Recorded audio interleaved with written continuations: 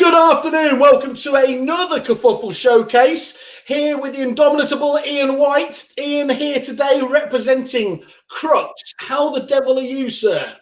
I'm very good. And yourself, Simon? How are you? Resplendent, feeling good, counting down the days till I get that little injection in my arm. Just to be clear, that's a vaccination rather than anything else. Yeah. Oh, yeah. Oh, yes, not bad at all. Obviously, excluding what's going on out there, it does seem there's still a lot of business to be done. Yeah, I mean, the markets, we'll be talking off air, weren't we, just a few minutes ago, how robust it is. But the figures coming in the early parts of January, certainly I did 15 accountability calls on Friday, and it was the numbers coming in are good, very good. So we're here today. Crux is a recruitment business, obviously, that you've been working with for some time now. And I suppose one of the key elements there is recruitment quite often is the canary in the cage, isn't it, in terms of how the market is going. Just on that on that basis point, how are you guys seeing it out there? Is the labour market still particularly mobile? Yes, it's very busy. The recruitment is where we're listing plenty of vacancies and we're listing plenty of candidates, and as a result, doing lots of placements. So yes, I mean the recruitment market is still strong from the agency and the prop tech sectors, which is where we tend to specialise in. So yeah, we're seeing a high demand from employers, and we're seeing plenty of good quality candidates to suit. So. All running smoothly and as expected, if not better, perhaps. That's good. Could you explain to me something that I've not particularly got my head around? And it's from talking to a few recruitment agents. Of course, there are others there, I should point out, Ian. Yeah, we accept. I couldn't get my head around, certainly in terms of the first 6 months of the year following on from lockdown. In my head, it felt like nobody should be moving. Everybody would have been grateful for having a job. And that just wasn't the case, was it? What do you put down to that almost willingness to take a move at what is quite a uncertain time? Well, look, I think you're dealing with three different types of recruitment there. You've got people that don't have a job that are looking for one. Well, of course, that's a very different, their mindset about going out and finding a job is very different. You've got people that are probably quite happy where they are, but if the right opportunity was put in front of them, and they're quite challenging because clearly they will be walking away from employment rights into, in effect, for the first 2 years, no employment rights. Yeah.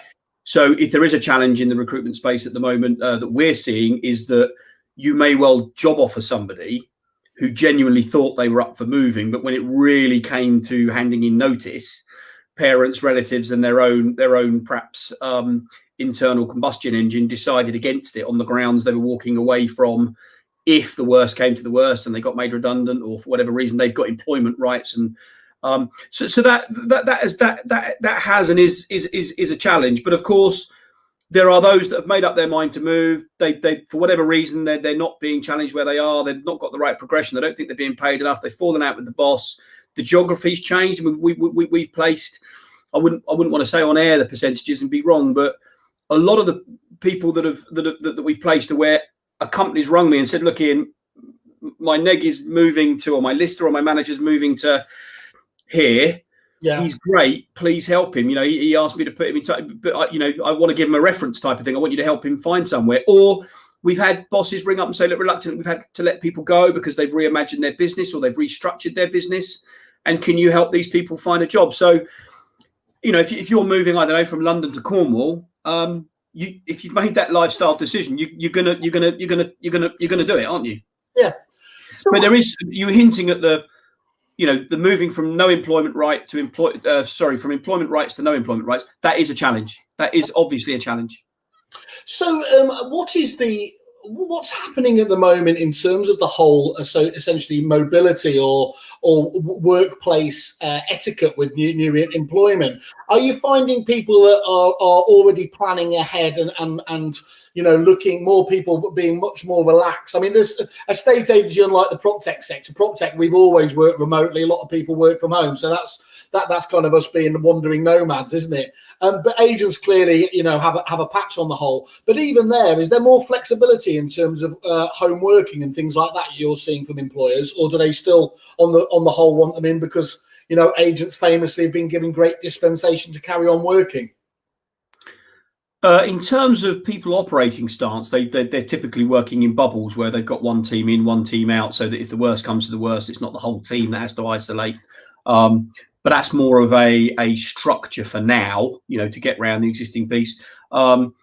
Some businesses are certainly seeing the advantage, both in being able to recruit certain candidates in a more flexible approach to where you physically do your work from. Yeah.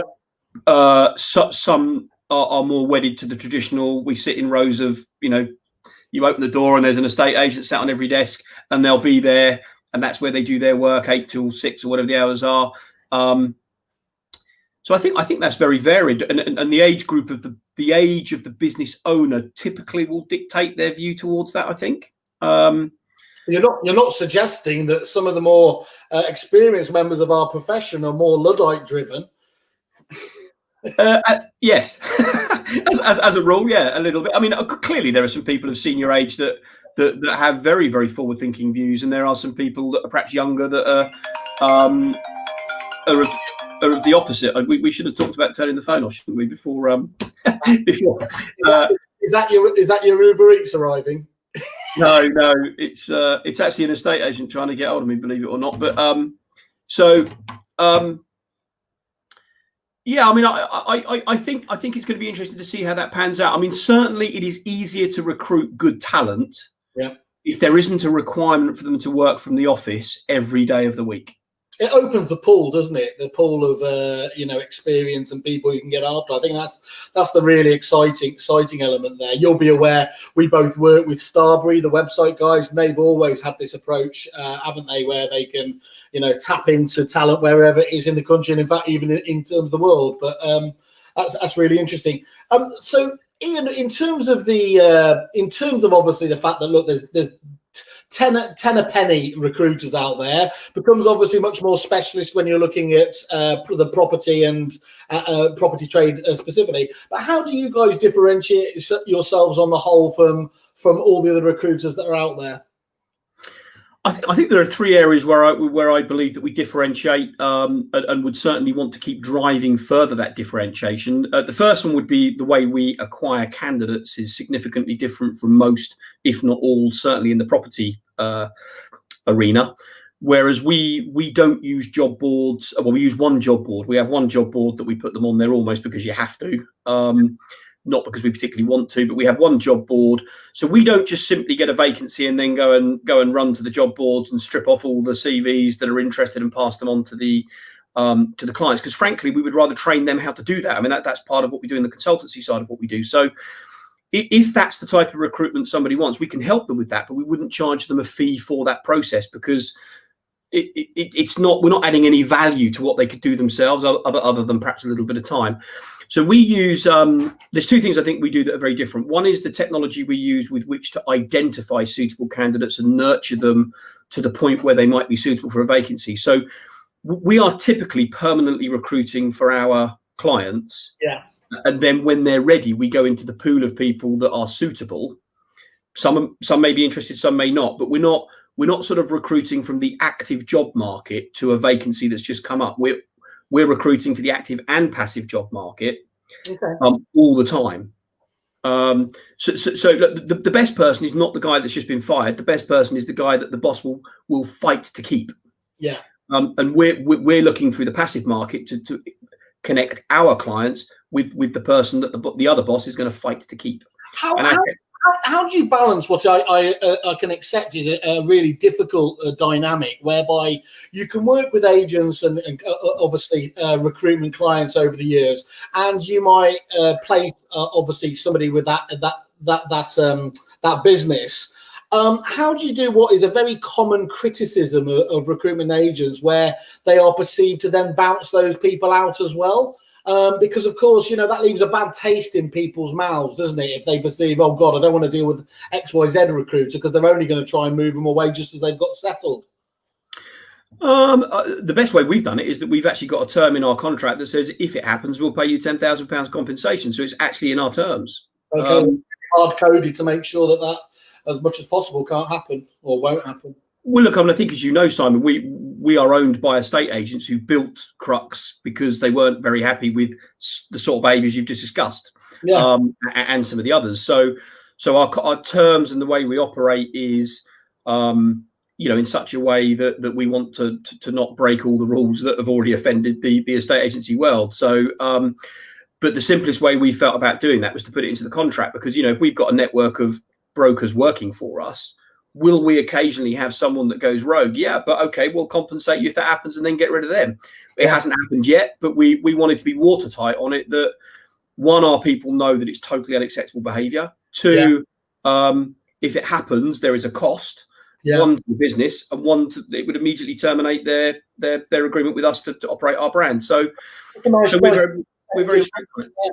Nice peace of mind there, really, to help people with that issue, because it is an issue. I mean, other recruiters that shall remain nameless have done a fantastic job getting people into me, but I know for a fact, luckily, the staff were happy enough to still be with us, and they just said, "Oh, he got on the phone the other day and sort of tried just saying, are you completely happy?" which felt a little bit sort of too close to the bone. Yeah, look, I mean, we all know it happens. I think to be fair, there are good recruiters out there that wouldn't dream of doing it. They're slightly tarred with the same brush of the ones that do. A bit like there are agents that act badly and they get tarred with the brush. The good ones get tarred with the same brush. But, we've decided, well, okay, we won't behave like that, but we'll also make it contractually very prohibitive to even think about it, because, and as far as I know, we're the only people that have that actually written into our agreement, that, and it's there, it's on our terms, and we will pay it. We haven't had to pay it yet. Touch wood, we never will. But if it happened, I would pay it. And I would publicise I paid it. Okay, great. I mean, it's nice to hear. In the same way that an agent, Ian, will often be, their success will be dictated by their stock. Win the right listings, and you'll do all right. Obviously, the truth is ultimately going to be the same for you and your candidates, isn't it? You've mentioned one area there with your and I know we've spoken previously about, you have got some quite innovative technology that does that. Are you able to enunciate again, to enlarge on why you get into such a big pool of talent yourselves? Just ask that question again, Simon, because I want to make sure I'm asking the one that you've asked. I just want to understand, how are you able to, I suppose, guarantee a decent stream of candidates, really? You can't. I don't think you can guarantee anyone a decent stream of candidates. What you can guarantee them is that if there is a good candidate out there, we'll filter them properly. We'll make sure that we only send up the right candidates that we believe would pass our structures. We have technology now that filters first and second phase filtering and actually rejects clients on our candidates on behalf of our clients, because there are certain things that we know 99.9% of our clients wouldn't accept. Therefore, we just do that automatically. The person still goes into the database because they might fit something else. But in essence, we spend a lot with this technology, with social media marketing, email marketing. Our pool of candidates is about 8,000 at the moment. But to be honest with you, I don't think it's very much like prospecting an estate agent. So the size of my database is a little bit like me talking about the size of my Johnson. It's pointless.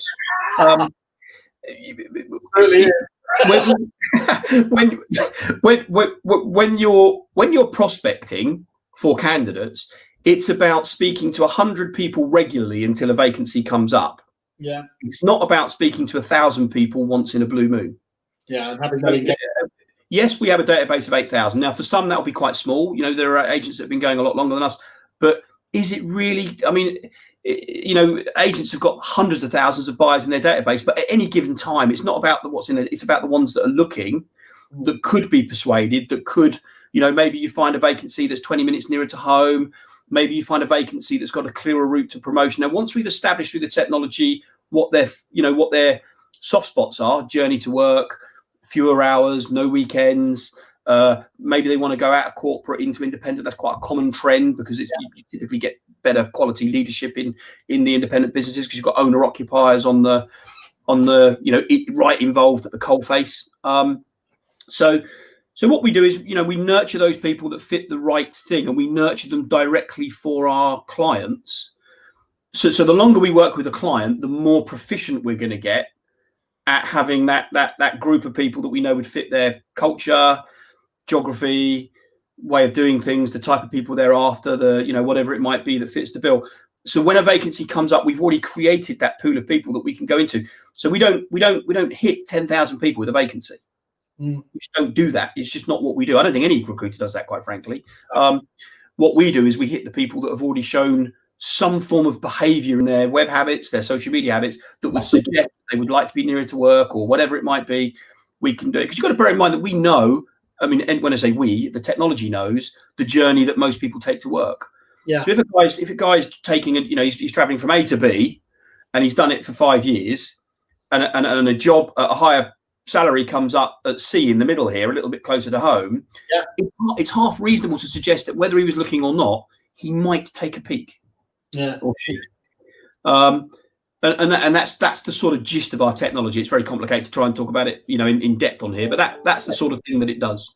That makes sense. And what do you do in terms of, obviously, I was going to say recruitment from within the industry is easy. Of course, nothing like that is easy. But how do you cater for getting a pool of talent from outside of the industry as well? Do you actively go out looking for people, I don't know, in the hospitality trade or in other trades who might want to chance their arm in the estate agency world? Is there any way that you can widen the pool of who you're looking at by looking outside of the property industry? Yeah, so we have two types of campaigns. One is what I call a job and a business specific campaign that the technology looks after, and then you've got the branding that's looked after by our good friend Starbury.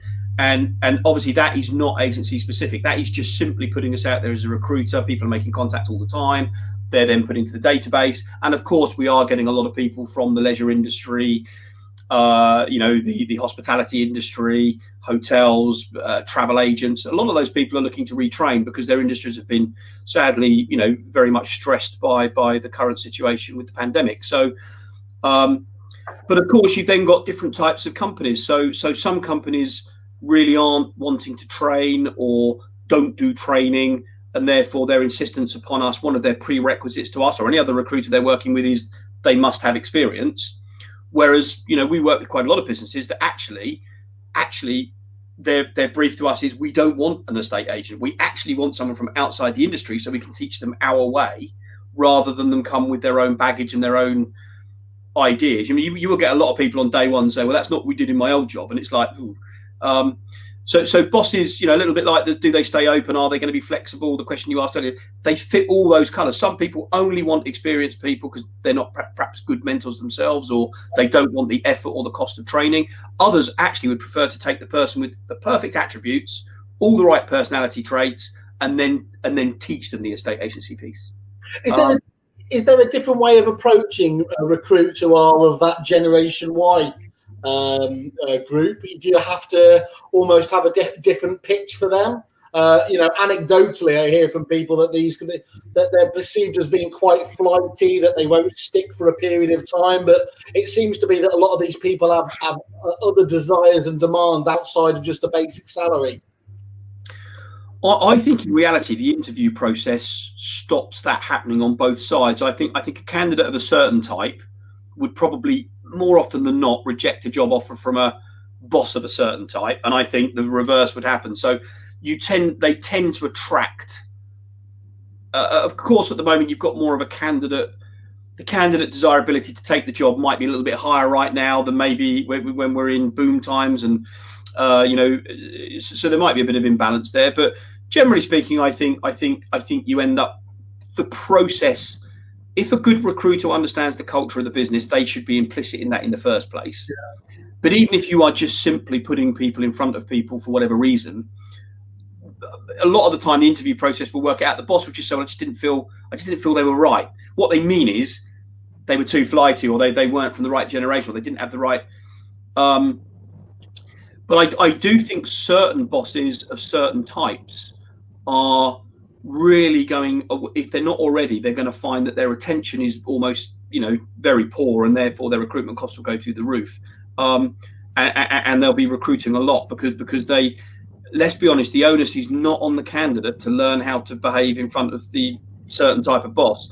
It is down to the boss now to learn how to motivate and train and keep we can't stop the progress of the human race. We can't stop. Do you think that just genuinely, and you can admit if you're biased and stuck in your ways, do you think that on the whole is a good thing, or do you rue the good old days? It depends in what sense. I mean, I actually think the sort of Generation X and the millennials and all of that, they're labels that are used. They're used a little bit too freely, I think, because I'm not so sure that generalization. I know lots of people that would be considered millennials that are absolutely have the values of maybe yesteryear. Yeah, I think it depends on parenting, who brought them up, lots of things. But look, there are certain things about yesteryear that, of course, I would hanker after as a recruiter if I was physically employing someone, because it's where I come from. Yeah. And I think the biggest difference is the speed with which a boss can fall out with a millennial versus. You could really fall out with your boss 20 years ago, but the next day you'd be best of mates. Yeah. Maybe now, if the boss pushes you too hard or does something you don't quite like, their reaction is to resign. That's it. Yeah, that's it. I'm out of it. It's a bit like marriages. It just seems to be too easy to chuck in the towel, Yeah, okay. Full subject. Move on. I'd like to get rid of that bit. I'd anchor after that bit. That little bit more thick-skinned on both sides.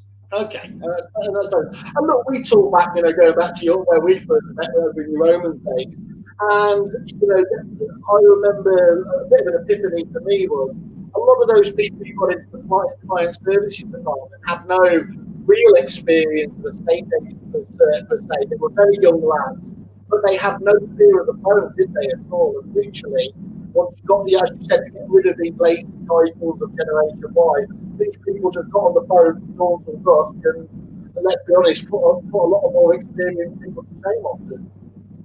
Yeah, just so you know, Simon, your sound's it's very hard to hear you, but basically, look, I think that was there's a causal effect there. The recruitment process was good in the fact that we were picking the right people. We were making it hard. There was a very high entry level to come into the call center, as you would know it, which is when you and me met, in fact, through the Repeat days.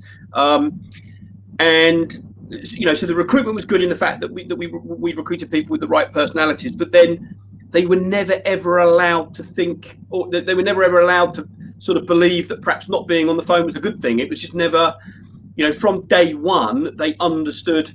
So it's like if you allow someone to behave badly or averagely for 30 days and then moan on day 31 that they're not doing the job properly, well, I'm afraid that's your problem, not theirs.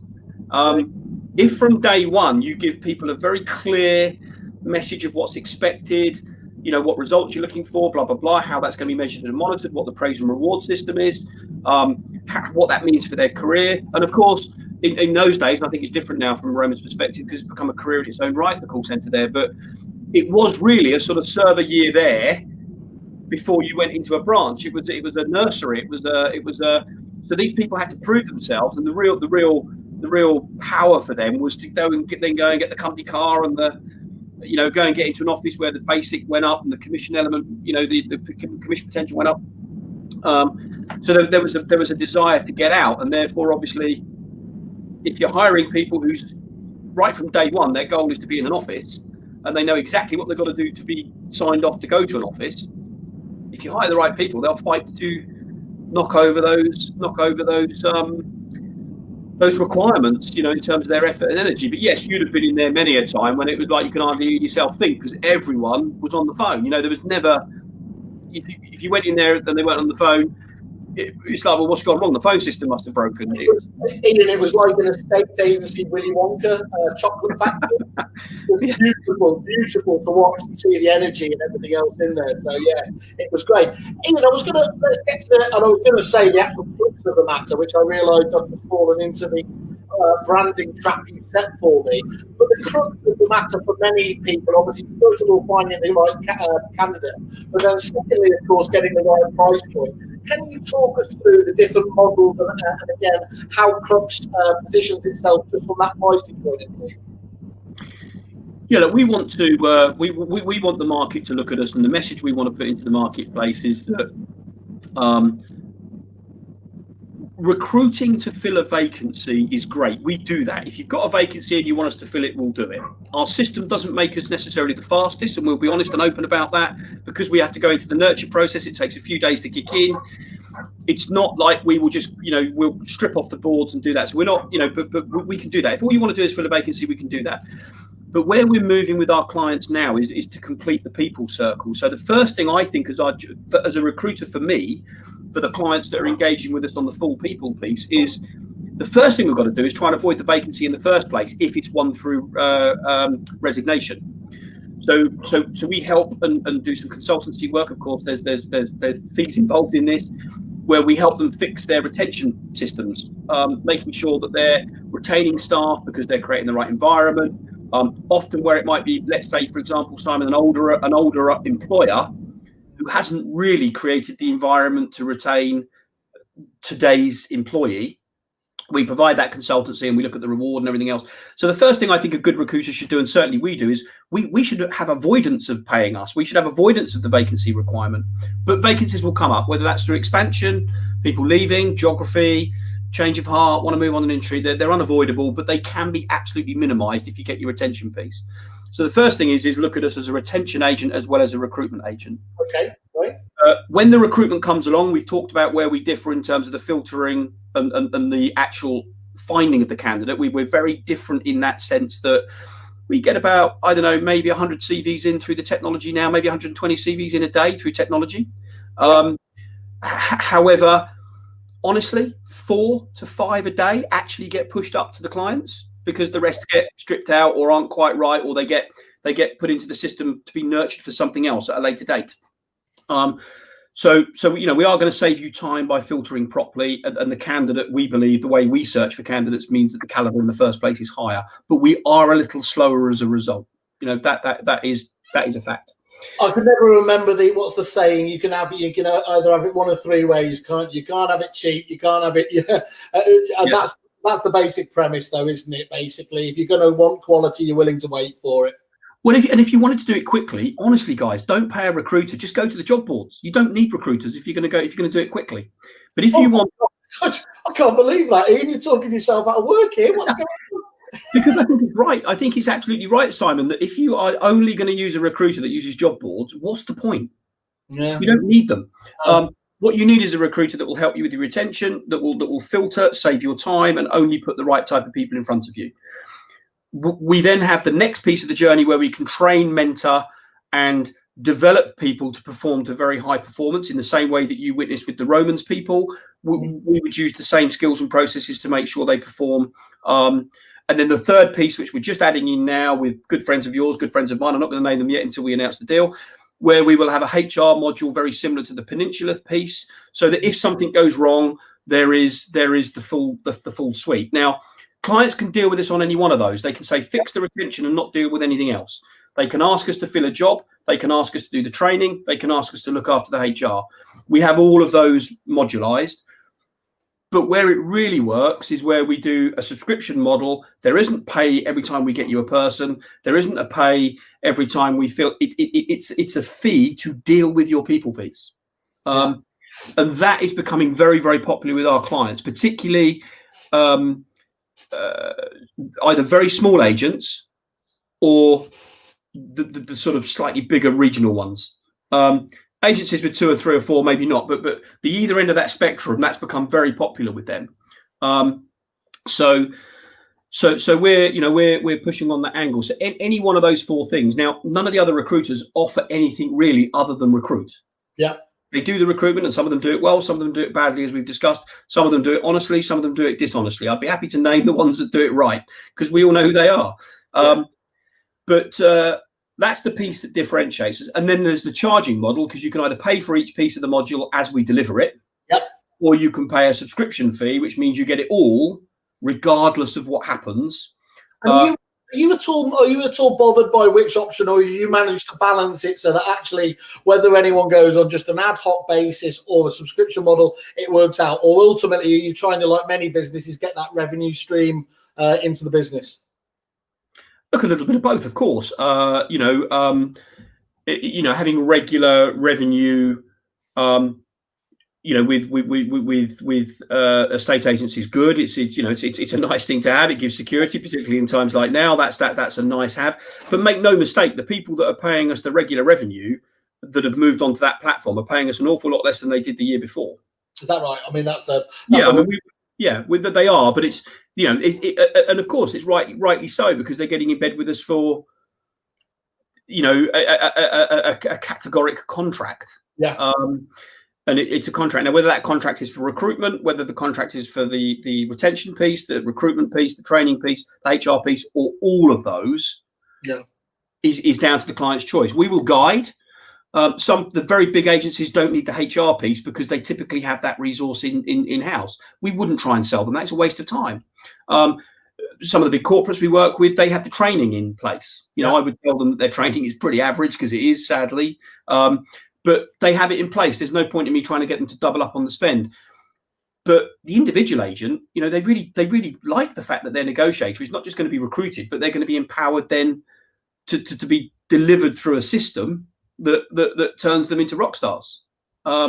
Do you genuinely have an all of market capability, or do you have a sweet spot in sort of in terms of the kind of agency you represent? Some businesses clearly in this industry cater well for corporates. Others do smaller businesses. Are you quite comfortable bouncing between both ends of the spectrum, or is there a sweet spot for you? There's a sweet spot in the fact that my preference as a company, my ideal client, are good, strong, independent businesses of any size. Yeah. Because they're quick to decide. They're normally easy to do business with. They're normally honest, decent people. And I'm not saying that in the bigger agencies they're not, but it's just too slow a process. Yeah. If I gave you a candidate today, Simon, and you happened to try and fill a vacancy, and you call me in 2 weeks' time to say, yes, I'd like to see them, it's not my recruiters would just stop sending you CVs because they could just send the CV somewhere else. Because remember, we only send out 5 out of 100. Okay. These are real proper candidates. So when we send them out, we need a quick yes or no. As in, do you want to see them? That's interesting. Have you ever said no to taking on a candidate? Yes. Okay. Can you name them? Simon Whale. I just keep sending it into you. Would that be a really interesting recruitment piece? Just we'll do the next show. We'll go through a top 10 of rejected candidates. Yeah, look, we've rejected candidates. Well, when I say rejected candidates, I mean whether we actually said to them we're rejecting you, we just didn't put them in the system. Okay. We had one guy that was sexist at an interview, so we took him off. But we've also disinstructed ourselves from clients with vacancies. One very big brand. Because they literally haven't delivered on their promise to the employee? Partly because I don't think they're a very good employee to put people into. Okay. Secondly, they weren't particularly quick and easy to work with. Yeah. Thirdly, they handled the first furlough diabolically. And in my opinion, completely and utterly unfairly. Let's stop going, because I think we're narrowing this down. You're narrowing it down to 1 or 2, and then I'll be honest with you. We felt that they were recruiting people we were sending to them by cutting us out, and we couldn't quite prove it. So we put a fake CV into the system, of which they then contacted that fake person. So we offered them the opportunity. We explained to them what had happened and said, under those circumstances, you either go onto the subscription model or we can't work with you anymore, which is great for us because, they're a great pool of candidates now, happy days. every cloud. Let's just, we haven't finished yet, but whilst we're doing this, some of these, my helpful marketing team have just knocked up a couple of the reviews you've got on the website. You are 5-star rated, I'm delighted to say. Here we've got one. I'll just cover your face for a little bit. The audience scream. It's really good to know that the guys at Crux have some of the most experienced people in our industry guiding them. We're presented with good quality recruits appropriate for the positions we're looking to fill. We save money by not having to spend time trawling through hundreds of applications and significant time saved by training the right people who stay with us. That's Dee Queeley from Queeley & Co. An absolutely fantastic agencies, isn't it? So that's a nice applaud. And then we've got Kevin Shaw as well here. My first and main experience with Crux was with Steve Mead, which I can honestly say that I now class as a true friend. From day one, he found out about me personally, then became invested in me, and has always put my best interest at heart as main priority. His advice I take 100% and could not continue my journey in this industry without his support. I fully recommend having him as part of any business. That's the sort of thing you want to be hearing, isn't it? Yeah, I mean, I don't know how much you paid them both for that, but yeah, of course. Don't show the secrets again. That's not how it works. No, of course we haven't paid for it. And yes, of course, it's very heartening that people have taken their time and effort to make those reviews. And it's nice to hear. It's an indictment of what we're saying. And I particularly like both their comments were about the fact that they, Kevin has obviously enjoyed the mentoring experience that Steve provided. And Dee sees the additional value in the people being guided beyond just physically being put into his business. Those are really good points, aren't they? Exactly. It's not just about, they're doing more. You're going beyond the pale here, really, to try and help people out, which clearly comes across in, as you said, both of those, really. That's really, really good, Ian. So what advice would you give? Clearly, actually, an interview, and it's quite often forgotten that an interview is a two-way streak, isn't it?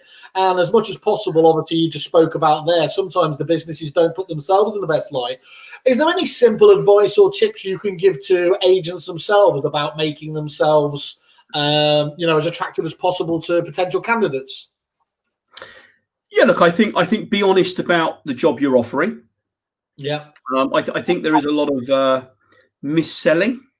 Yeah. So therefore you might nail the candidate, but when the candidate comes to work, there's a disparity between, and all you've done is just caused yourself to go back through the process again. You've just paid that problem forwards, haven't you? Because it's going to come up surface in a few weeks, months' time, basically, isn't it? Well, and if it's a few months' time, you've paid the bill by then. I mean, it's like it doesn't really work for you if you've used a recruiter. So be honest, be you, be very clear about what the prospects are. Make sure that you've investigated the commerciality of the offering to make sure that you're not, clearly you don't want to be paying too much, but you also don't want to be paying too little, because if people are accepting too little, you are not getting the cream. Exactly right. Yeah. I'm not saying overpay. I'm just saying make sure that if you want, you cannot, the simple law of economics, you can't pay a little and get a lot.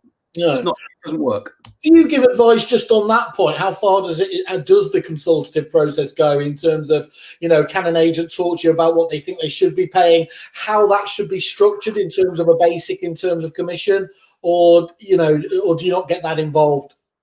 No, we offer free consultancy exactly on that, where we'll do research into the marketplace, particularly for subscription clients that want, we'll do it for anybody, but with a subscription client, we can spend a lot more time building their, what it needs to be. Now, of course, it's advisory. We're providing advice, we're not the stakeholders. I'll give you an example of a situation where we had in the greatest city on earth. Now, you'll know what city that is. Some listeners won't know, but we just placed somebody in the greatest city on earth. And the basic situation was that the guy had been trying to self-fill the role for some time. And to be fair, we then took on the role, and we had been trying for some time, certainly since before Christmas. And the issue was, in this particular instance, that everybody in that area, if you worked the Saturday, gave a day off in lieu. Yeah. Yeah. And this guy was adamant that, it would cause problems with his team and everything else and blah. But when we then sat down and looked at it, he was also having problems with retention. Now, one of the reasons he's having problems with retention is because his hours and his work rota were out of kilter with his competitors. Yeah. So we were able to provide two things to him that were of value. One, we showed him how to change his rota without necessarily jeopardizing the ability to be open and work well. Yeah. Give us a slightly different wording. We didn't change the salary one bit. The salary didn't change at all. But there became a slightly different rotated thing that if you worked the Saturday, there was a day off in lieu in the week. All of a sudden, we've got 3 or 4 candidates that are very interested. He job offered yesterday, deal tied up today, within his budget. And in my opinion, yet to be proven, obviously, we've also solved that he probably won't need to come to us in quite as quickly as he would have done had he stuck with his old rota, because he was going to keep losing people to the fact that you can't make people work 6 days a week anymore. It's just not. No. It's just not what people do. But some people will do it if you pay them. If you're clear and say, look, we're going to ask you to work 6 days a week, but we'll pay you 15, 20% more than anyone else. Of course, some people will do that. But this guy was asking to pay the norm. Yeah. And to be fair, it wasn't that he was. It was just that the market had moved on from and it stayed where he was. No recruiter had ever said, hang on, this is broken. You're going to keep coming back to us. We're going to keep charging you. We're going to keep putting people in. Let's stop this for a minute. Let's unplug. Let's look at your retention. The reason you're losing the staff. This is the reason. So you give honest feedback, even if it's not, even if it's not always the easiest feedback. Look, you know me, Simon, from my other facets. There's no way I'm going to hold fire on. I don't believe it solves the purpose to not tell people what you're thinking or what your advice is. Now, whether they take it or not, whether you're right or wrong, those are all up for debate. But what is a wrong behaviour is to remain silent when you see a client in trouble, or to tell them something that is wrong when they're in trouble. Either of those two things have got to be worse than, they might not feel it at the time of the conversation, but surely people need to know what they need to know, not what they want to hear or silence. I couldn't agree more, mainly because I fall on the other side.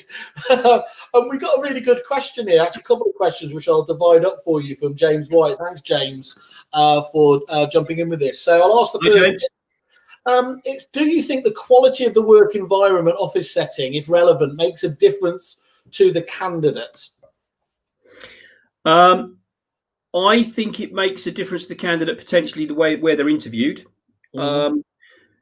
Famously at Romans, we used to interview always at HQ, no matter where the office was, because it was a very impressive building. It was stunning, wasn't it? Yeah. No other agents outside of perhaps London and the Foxtons of this world would have had anything remotely like it. But I think I can't remember your viewer's name. What was his name? It was James. James. I think where it makes a bigger difference is in retention. Okay. You know, I think if you've got a scabby environment that's not decorated very well, that your estate's out of touch, it's not particularly well, it's not clean, it's not tidy, there's not a good staff area, it's not ventilated, there's not air conditioning, it's small, it's tiny. I think it definitely has an impact on retention. Definitely, there's no question in my mind on that.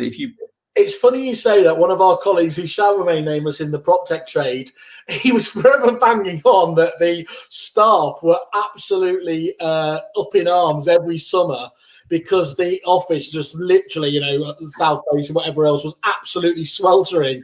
And he was remarking on it in terms of, they're always whinging. And it was like, well, how much is it to put in there? And it was obviously a few grand, but it was like, when he finally did it, of course, and I think he set them some targets to do it, literally the performance levels in the summer months was demonstrably highlighted. And it's just such a classic example, isn't it, of a penny saved here and there can really affect you down the line if you're not careful.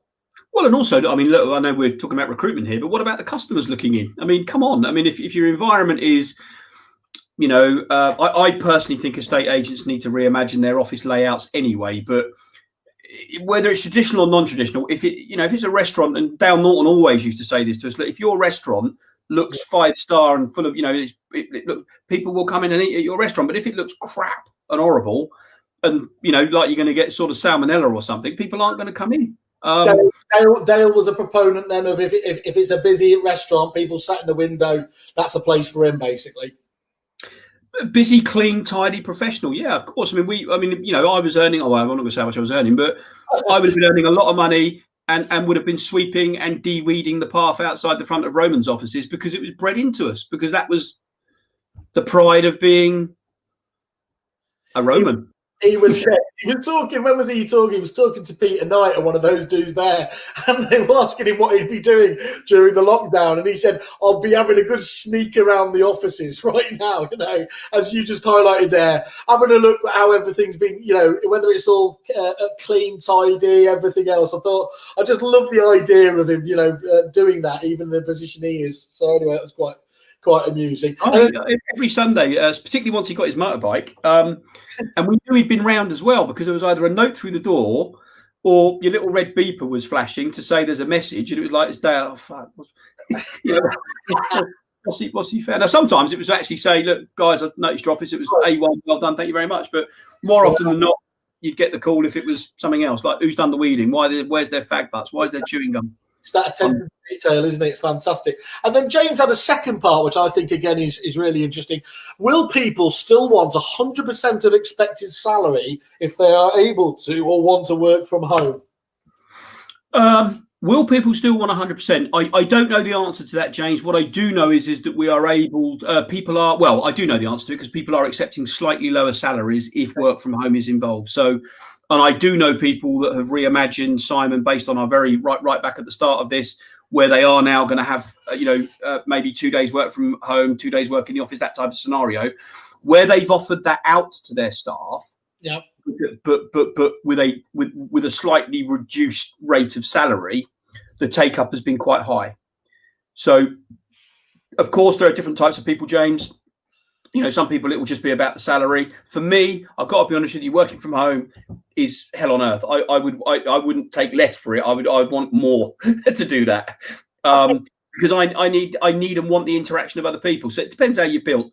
But the evidence would suggest that I'm in the minority, because we are giving out dual offers now where it's either in the office or it's 2 days at home, 3 days at home, or 1 week at home, 1 week in the office. But the pay is different because there's less travel expenses and that sort of thing. And people are accepting it. They are taking those jobs at the lower rates. So very pertinent point. And hopefully Simon's listeners can have a good think about that, because it clearly is a topic that needs to be highlighted. It's not going to go away anytime soon, is it? So you might as well start thinking about it now anyway, because it has changed. It's quickened what people were always anticipating. Clearly, technology now can genuinely deliver on. It is exactly the same, if not better, working from home as it is from working in the office in many examples, isn't it? So yes. I mean, as you say, I think what the lockdown or COVID or whatever you want to call it has done is it's expedited both technological change in how we deliver the service as estate agents, and it's definitely changed the working environment for every business.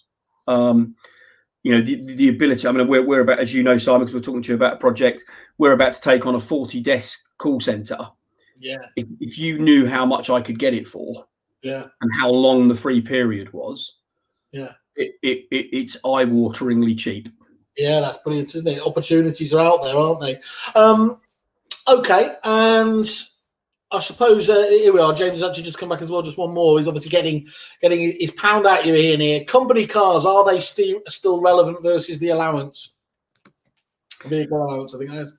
Yes, we have people that won't give car allowance. Won't give a company car because of the aggro of looking after the fleet. Yeah. Which eliminates some of our talent pool from being willing to work for them. However, I'm not saying that's right or wrong. I'm just saying to you that if you have the option of both, then you have the entire talent pool at your disposal. There are some people who, if there isn't a company car involved, wouldn't work for that company.